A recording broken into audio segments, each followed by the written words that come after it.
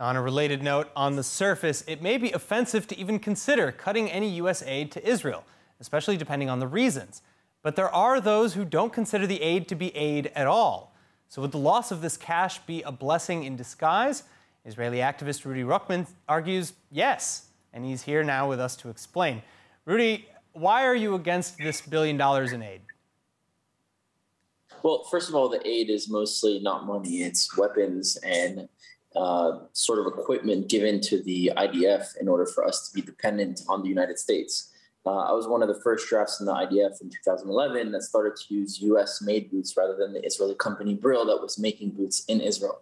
So with time, more and more stuff created in Israel, whether it be our guns, our bullets, our bases, our uniforms, our boots, are now, instead of being made in Israel and developing the economy, helping the economy, are being made in the United States. And I don't want Israel to be dependent on the United States. So aid is great, but it's not really aid. It's really weapons being given to Israel, and Israel should not be dependent. Now, if we want to buy things from other countries, for example, America, we shouldn't invest all of our eggs into the same basket.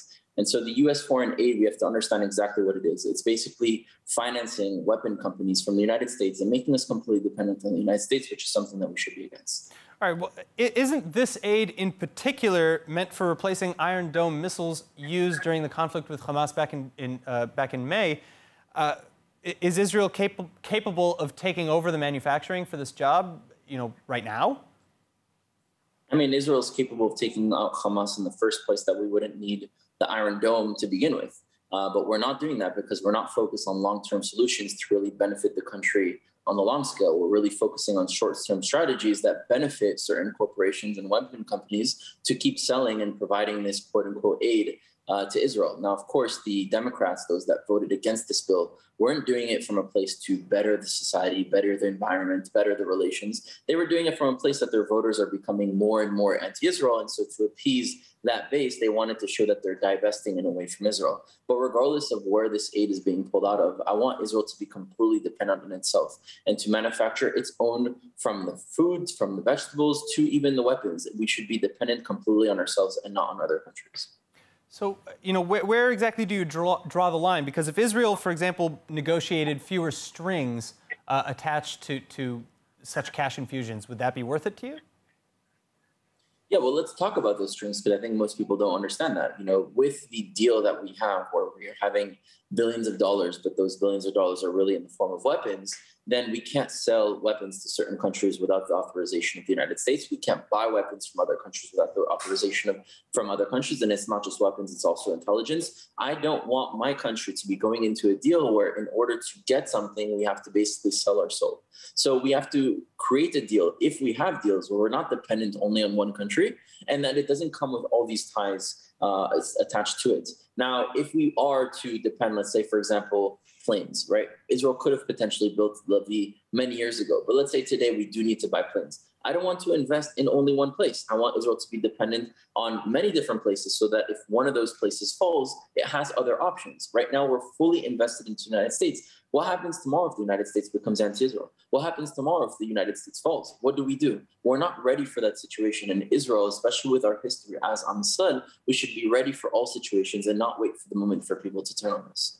And you already see this perhaps playing out with negotiations opposite Iran? Yeah, look, Iran is our current problem, right? It's a current problem in the region, and I don't even think Iran has a particular issue with Israel. I think their vision is to conquer the entire Middle East and eventually recreate the Persian Empire and to conquer the rest of the world. And what is the immediate country that is the strongest in the region? It's Israel. And also, what is the country that till now most of the Arab world was against, and that they could unite and bring behind their own movement?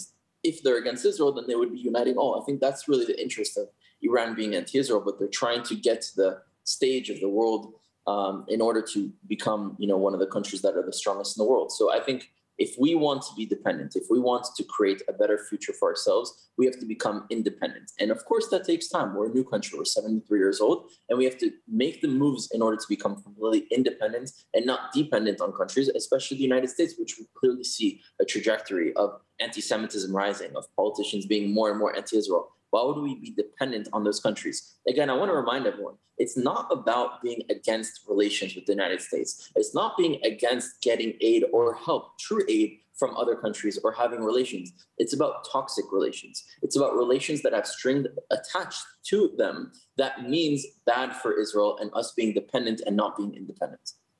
All right, Rudy Rochman, thank you so much for your insights. I think it's going to be very interesting to see how the shift of American policy on aid to Israel will happen in the near future. Thank you so much. Thank you.